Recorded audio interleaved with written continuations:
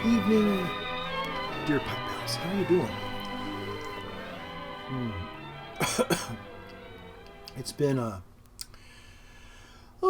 couple weeks since my last video, my 5-year anniversary of the Holy Smoke and Pipe Padre on YouTube.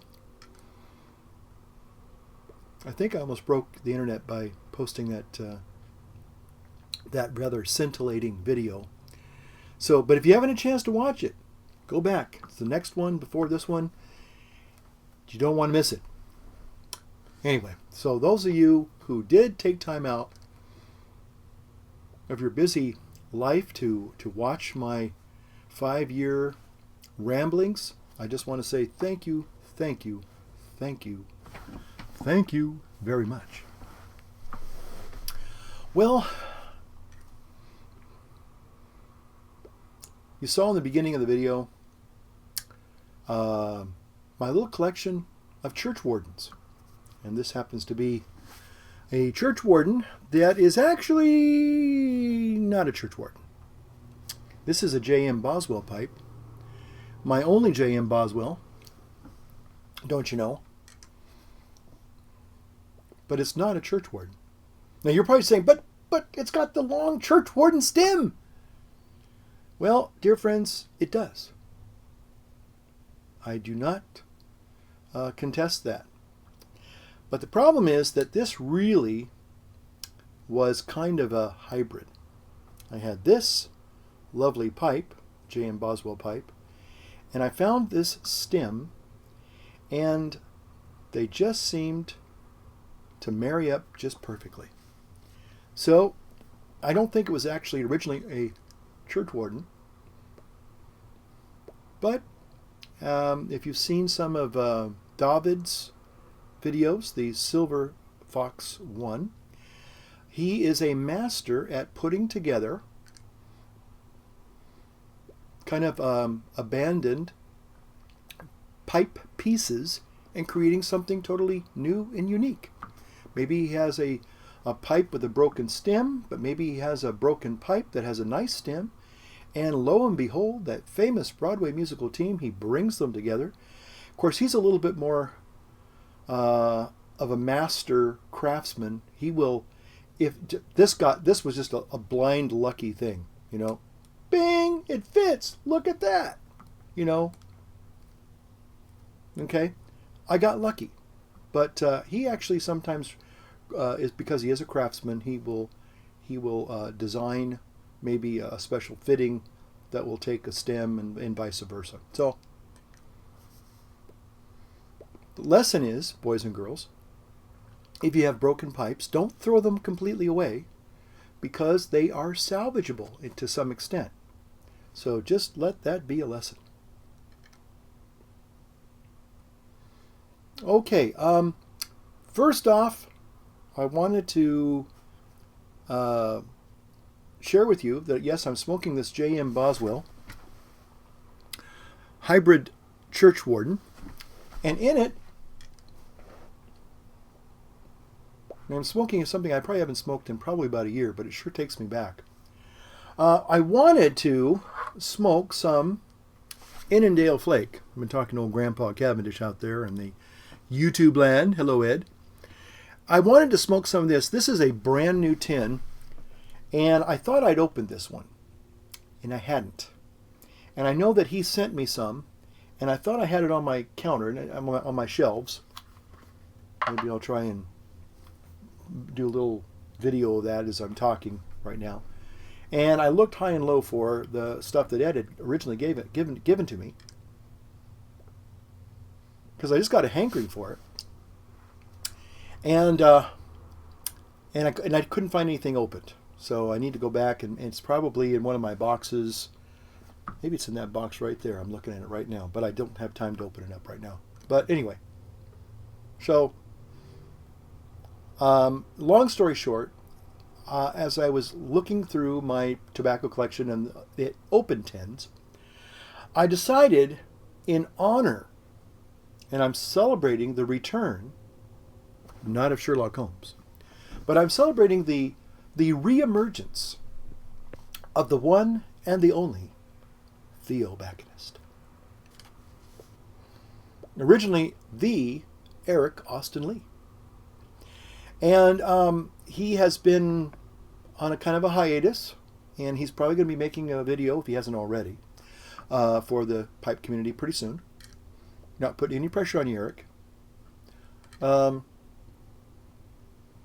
anyway, in honor of his reemergence, I am smoking some Blackwoods Flake. Now, boys and girls, let me tell you, if you haven't tried Blackwoods Flake, it is an extremely rich and very delicious flake. Now, the old padre has a confession to make. Mea culpa, mea culpa. Forgive me, for I have tinned. And what I mean by that is, I have tinned against you. Is I open tins, and I'm sure maybe many of us have gotten in the bad habit of doing this. You open the tin, fully, intending. There you go, intending. Oh. Did you get that? Intending? Yeah, I'm sure. I know some of you are ready to kill me right now. To smoke it in a reasonable amount of time before it gets dried out, right? Okay. Now, most of us know that when you open a tin, you should put it in a mason jar and seal it. I have some Stonehaven that I was also going to smoke tonight. It still is good and sweet. But anyway, long story short is I did not properly cellar this. It's been sitting here in my new man cave, my new office. And I said, you know what? I want to kind of celebrate Eric's return and say howdy to him. By the way, hi Eric. If I haven't said so already. Getting a little citrusy there. That's pretty nice. I like that. I also wanted to smoke some something I haven't smoked in a long time, but oh, is it good? Blue Mountain. But again, I have an unopened tin. I don't want to open another tin. Maybe some of you can relate to my dilemma. So I found this Blackwoods Flake, but it was dry as the Mojave Desert. And I decided to do something which I normally, I mean I do it quite often, but I don't do what I just did tonight, and that is I give it a little spritz of distilled water. Now some of you, well, distilled water is flavorless, and it doesn't have the minerals, so it's not going to oxidize your tobacco as badly as, say, tap water would. And so I put a spritz, maybe 2 or 3 spritzes in there, and I shake it up, and I usually let it sit for a day or two, and then I come back to it, and it's usually been rehydrated to the point where it's smokable. Well, like I said, I've never done this before, so I spritzed it, shook it around, probably let it sit for about 10 minutes, and I loaded a bowl with it. Now, do I recommend you do that? No. No, I do not. But that being said, I have to say that it tastes just like it did a year ago when I first started smoking this, when I was at Good Shepherd. It might be a little, because it is a little bit on the wet side now. It's not, okay, when I say, again, this is still, it's not wet. It's not like I got water dripping off of it, nothing like that at all. It's just a little bit more moist, just barely. I mean, you probably couldn't even tell. I don't want to break my teeth doing this. Yeah, it's still dry. I mean, it's still to the point. There's a consistency that it's not wet per se, but it's not. You know, you could probably say it's maybe slightly, I mean, just barely noticeably damp. But it has that wonderful fragrance, not quite as bright as it once was, but nonetheless, it still has that wonderful, wonderful nutty, dark flavor to it. So anyway, it's a little bit of an experiment, and in honor of Eric Austin Lee coming back and saying hi hi to us all. I just wanted to do that. So there we go. Again, I want to thank all of you who did take time to watch my 5-year anniversary and comment. I had some really nice comments. One person said,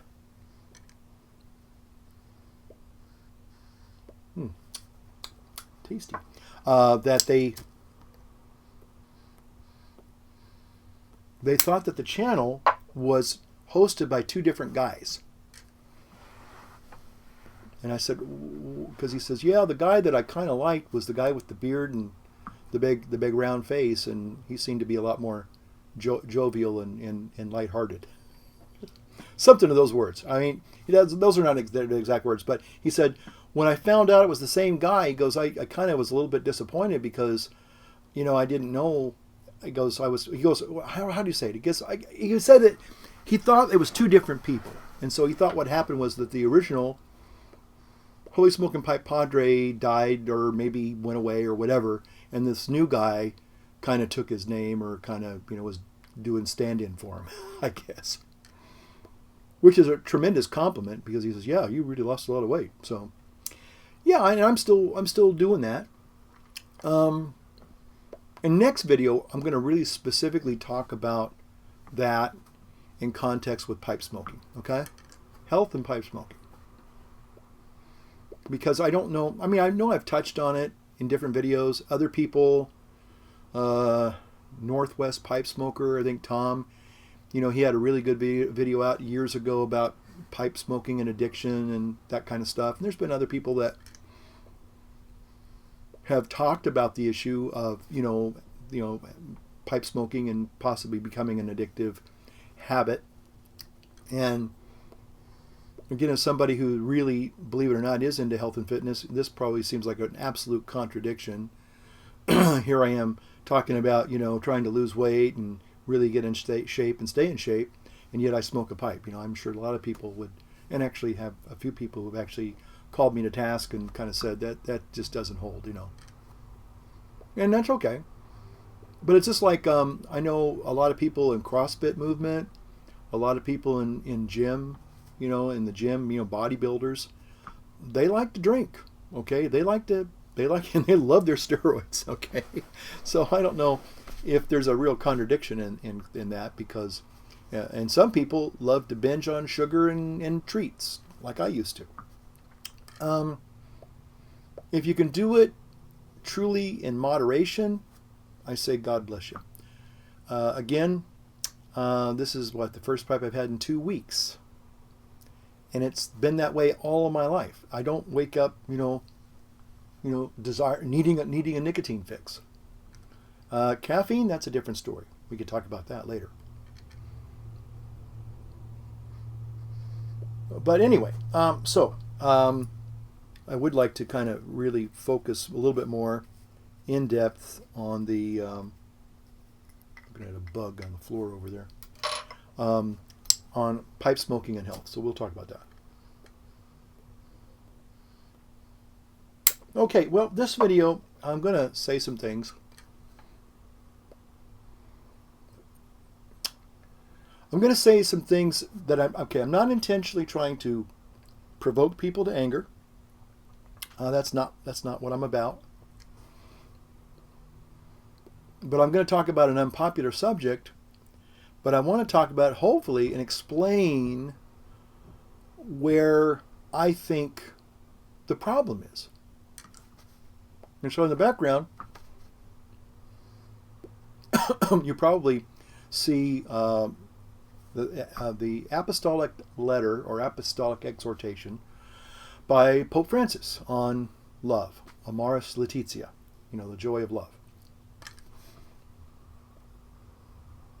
And I could show you some, maybe I'll do some green screen stuff there and flash some news articles that I recorded, or, recorded. And just for your information. But generally, there was a lot of disappointment. I think there was an expectation, albeit an unreal expectation, by a lot of people that the Pope was going to change the Church's 2,000-year-old teachings on love and marriage and family. I know a lot of people in the LGBT community were very disappointed. And I know even a lot of Catholics who are divorced and remarried were also probably left scratching their heads, as a lot of other people were. Now, the reason why I'm talking about this is hopefully, and again, I know some people have different opinions. I don't make up the rules. Let me just put it that way. And people have different desires. They have different expectations. They have different hopes and dreams. And I think the bottom line is, if you hear anything else, is, the church that I'm a part of welcomes everybody, but there are conditions. I can't live the life that maybe, quote unquote, I would like to be. Like, for example, everyone probably knows, with a few exceptions, Catholic priests do not get married. In fact, you'll say, yeah, but like Orthodox priests, they can marry. That's true. But did you know that an Orthodox priest can't get married? And you're probably like, but you just said they can be married. They can be married before they become priests. But you cannot be a priest and then get married. Okay? But if you were previously married in the Orthodox faith, you, and that's expected, by the way. That's normal. That's perfectly acceptable. And that holds true for the Eastern Rite Catholics. Very similar in liturgy, very similar in their understandings of the sacraments and spirituality. But the Eastern Catholics are in union with Rome, so they actually are under the Pope. But anyway, Orthodox Christians, and again, I'm not Orthodox, so again, if you are Orthodox, and if I'm saying something completely erroneous, please correct me. But again, you cannot be a priest and get married. Now, I guess Anglicans, possibly Episcopalians, I don't know. They kind of move in different tectonic plates there. They kind of in the same hemisphere, but they kind of rotate on different axes to some extent. They're similar, but they're not in unison. They are supposed to be. But anyway, so again, I don't know anything about that. All I'm talking about is Catholic right now. So I say that is because, yeah, would I love to be married and have a family? You betcha. But the church is very clear that that's not going to happen. That's not going to happen. That's just a discipline. That's not a doctrine. That's just a discipline. Have there been times in my life where I've struggled with that? You betcha. You betcha. But I will say this, that the way to peace is to not rail against the system. And unfortunately, in America, that's what we do. That's what gets played on the news.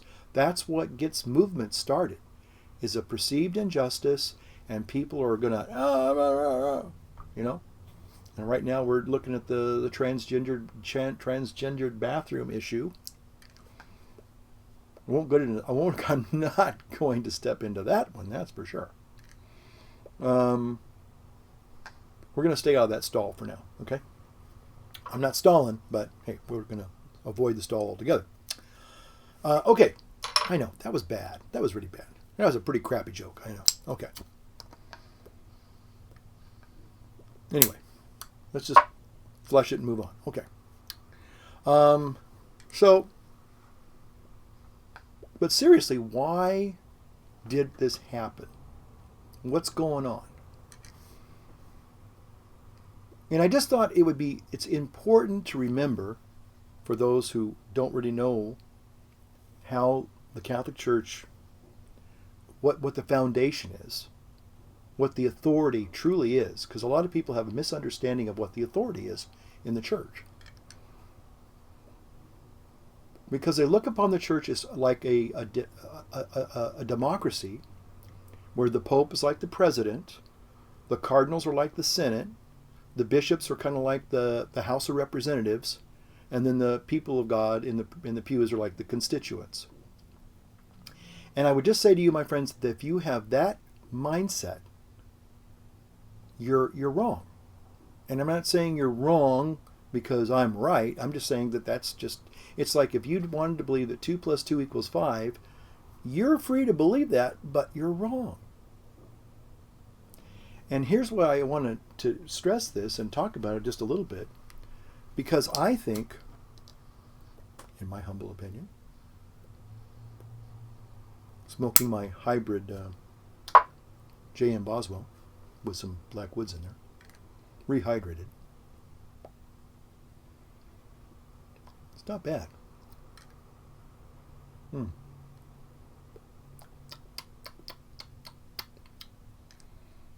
Sometimes there's these wonderful tobacco overtones or over flavors that you get, and they're kind of interesting. So, where is the authority? See, that's what you need to understand. If you can get this one, and it is simple, it's a simple understanding, then I think people won't be so, they can be disappointed. I grant you, you can be disappointed. You can be even upset. You can be mad at the old padre for sounding like he's saying, I told you so, but I'm not. But what I'm here to tell you simply is this, is that the true authority of the church is not the Pope. It's not the cardinals or the conclave college of cardinals. It's not them. It's not the bishops. It's not the people of God, although the people of God makes up everybody, clergy and lay, religious. But the real authority of the Catholic Church is, and you can look this up, is the teaching magisterium of the Catholic Church. It's made up of the catechism. It's made up of canon law. It's made up of scripture. Yes, it is made up of some of the writings of the popes when they talk about faith and morals, the mystical writings of the saints, the lived faith of the people over the centuries, the traditions, the sacred traditions. And though that makes up that body which we call the magisterium, the magisterium is kind of like, if you will, ecclesiastical mathematics. You can't change, that spiritual physics. Even if you wanted to, you can't. And that's why people get so upset, because they think, well, if it's an unjust law or an unjust rule or an outdated law or an outdated rule, then we can change it. Well, no, we can't. And why is that? Because we believe that the magisterium has been handed down to us. It is divinely revealed. This is what God has said. You can't go back to God and say, God, this one thing about blah, blah, blah, blah, we'd like to change that because we think you're wrong. It doesn't work that way. We tried that once before, sorta, in a place called Garden of Eden, where God made it very clear, you do not eat from the tree of good and evil. You just don't do that, okay? You can eat any other tree here, anything you want, it's all yours, but this one thing I'm telling you, no. That's it, no.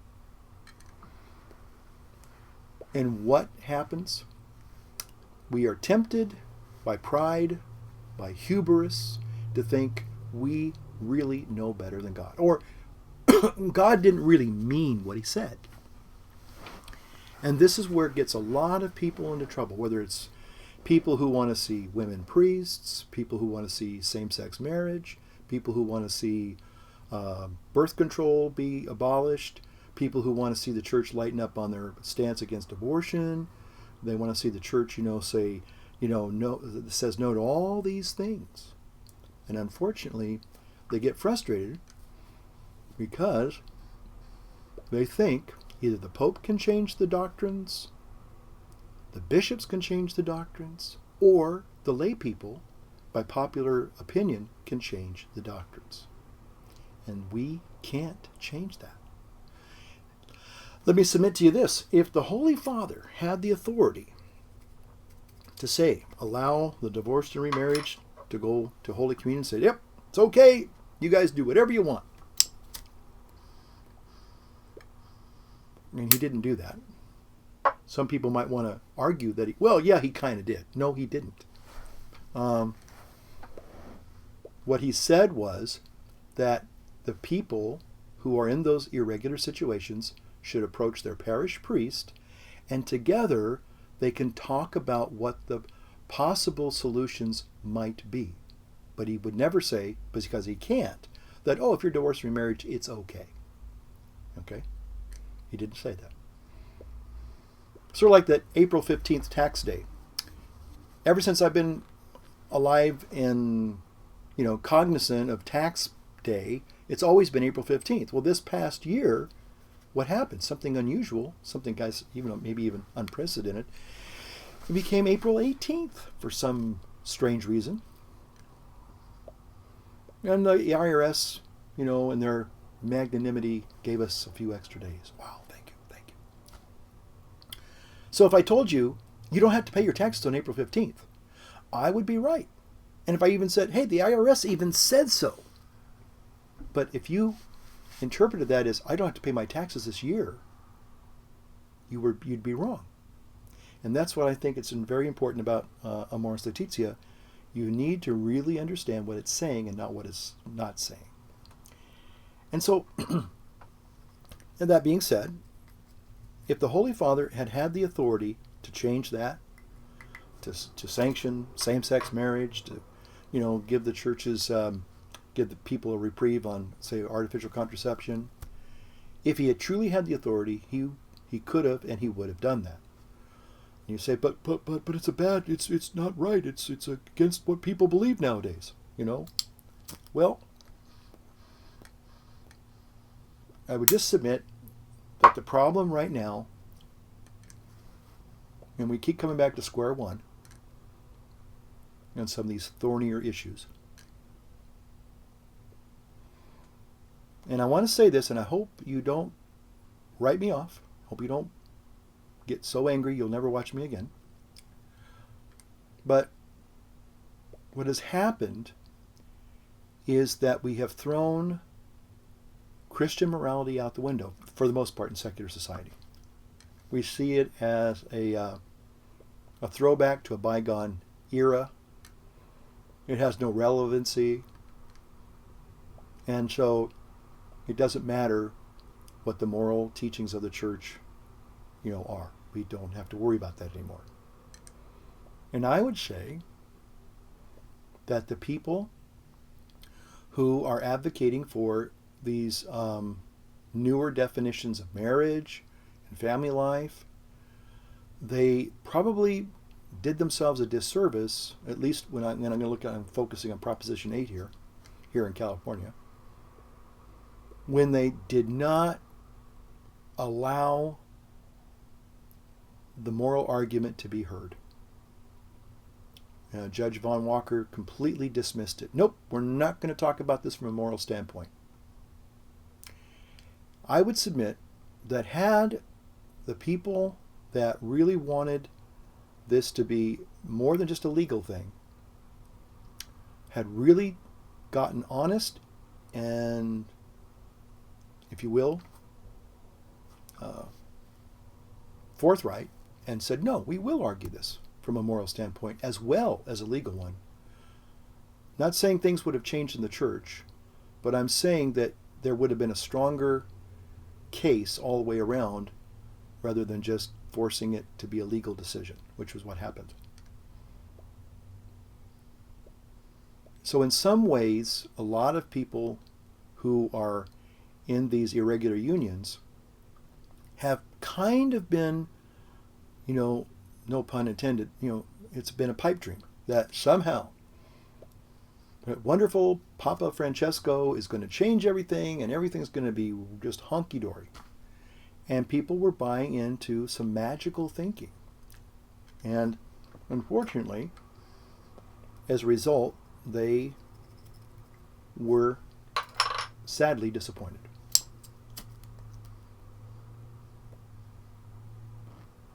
So the foundational understanding, if you take anything away, is that the fundamental teachings on morals and faith cannot be changed or altered or dispensed.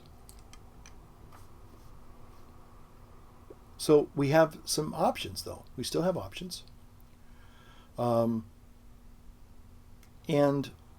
if you're interested in pursuing that with your local parish priest, go talk to him. What the letter really, I think, is trying to encourage people to do is to at least have that conversation. As difficult as it might be, at least try to have the conversation. Now again, the Holy Father can't dispense people and say, "Oh, this union's okay now."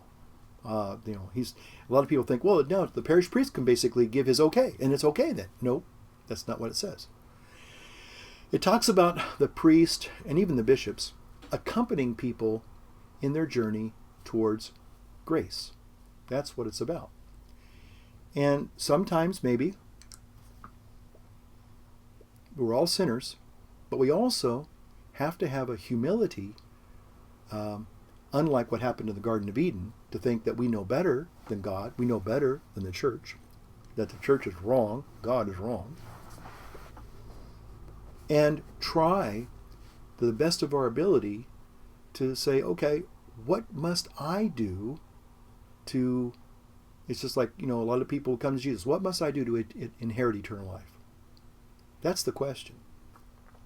And I would say also that one of the sad things that has happened in the last 40, 50 years is that we've looked at human sexuality as recreational, not procreational. And unfortunately, a lot of people have, just watching a video today, have pretty much put human sexual relationships in the category of recreation and entertainment, instead of what it was originally designed for, and that is the bringing forth of new life and the preservation of family life. So a lot of people, I think, have a bit of a warped understanding of what human sexuality is really all about. Again, sex sells, It sells cheeseburgers, it sells cars, it even sells toothpaste. In fact, it even used to sell pipe tobacco. There was a Prince Albert, I think, pipe tobacco commercial. Maybe it was Prince Albert. Was it Prince Albert? No, maybe it was Half and Half. Can't remember. Or Carter Hall. Can't remember. But it had this really beautiful woman and this very handsome, dashing guy with the pipe. I think he had a straight stem pipe, and he looked kind of like Don Draper with a pipe, and he was smoking this pipe, and the beautiful, luscious aroma, the room note, or the announcement, as I used to like to call it, is curling and and drifting and wafting, and then it shows this beautiful woman, and she's got this look like, ooh, that's nice. What are you smoking? And he talks to you, I guess, then he says, I'm smoking whatever it is, and he names the name of the tobacco, and then basically it shows the image of the tobacco label on the pouch. And it says, make contact or make conversation with someone, tonight, or something like that. Make a positive impression or something. I can't remember exactly the words of the slogan, but basically, it had sex appeal there. Selling pipe tobacco. So it has happened. I get that all the time. Women just go crazy when I smoke my pipe. No, just kidding. I have to beat him off with a stick. Get away from me. Get away from me. So again, I think it's a misunderstanding of what human sexuality is really all about. So if people, it's sort of like food. In a lot of ways, it's very analogous to our problem with food and obesity. I know I wasn't going to talk about health and fitness in this video, but just kind of a correlation or a comparison really is we look at food and it's entertainment. It is recreational. It's not, we don't eat to live, we live to eat. And boy, do we give it a nudge, right? We love food. And it's abundant. It's everywhere. And we really have kind of a messed up understanding of what food is all about. And I think in many, many ways, there's a correlation between our appetite for food and our appetite for sex. We've lost its God-given context. It's like nuclear energy. It'd be like if everybody could have their own little nuclear reactor in their house. Yeah! Okay? What are you doing this weekend? Oh, I'm just building a nuclear reactor. You know, got this kit right here, and it says do it yourself, DIY, nuclear reactor. Oh, love it. You know, who needs, Robert Oppenheimer? I got my own nuclear reactor right here. By the way, can I borrow a cup of uranium-238? Oh, thank you. 235. Thank you. Anyway, that's basically kind of where we're at. And one day, I'm hoping, probably be after I'm long gone, that people will begin to kind of grow up a little bit. They'll become a little bit more sober-minded and realize, yeah, sex is a wonderful thing. Don't get me wrong. But it's not meant for hedonistic pleasure. I mean, we've turned it into that. And we've even turned it almost into a right. You have a right to your sex or organism, whatever. You know what I'm saying. And, I think we've taken it out of context. We've put it, we've taken something very, very sacred, and instead of putting it in some beautiful context, we've cheapened it. And I don't think I need to prove that, because I think you can see it everywhere you look. When we cheapen sexuality, we cheapen humanity, I think. And I think we've done that. So the problem is that people need to kind of be honest with themselves, be honest with God, be honest with other people, be honest with the church. To be sure, there are some denominations that permit these other forms of sexual expression, and I'm not here to judge them. I just have to say I politely disagree. And because why? Because they didn't have the authentic authority to make those revisions and changes. They were trying, I guess, to be, they were maybe thought they were being compassionate, they were being merciful. I think some of them were being politically expedient, to be very blunt. But that's my opinion, and you may choose to disagree with me. But I think people were disappointed in what Pope Francis said in his exhortation, his apostolic exhortation, Amoris Laetitia, because they had a false understanding of how the church works. So if you get anything out of this video, I would just encourage you, don't take my word for it, but go to the Catechism. Read what it says about the hot button issues, contraception, same-sex attraction, abortion, now euthanasia, Read what the church says. The church does. Actually, the Pope quotes a letter that goes back almost 20 years from the American bishops about always our children, about welcoming LGBT people. Yes, we welcome them, but at the same time, we cannot recognize their unions. Okay, that's about the most honest way I can put it without being inflammatory. And again, you might say, well, that's not fair. Why can't you do it? Why can't you recognize, and again, it's not because we hate people and we're down on people, but it just doesn't fit within the traditional understanding of what marriage is. Now, we live in we live in a secular world, and if people are in those legal relationships, I'm not coming to hurt anybody or, spy on them in their bedroom and, hey, you can't be doing that, knock it off, I'm not a policeman, but I do have I have a responsibility to tell what the church authentically teaches.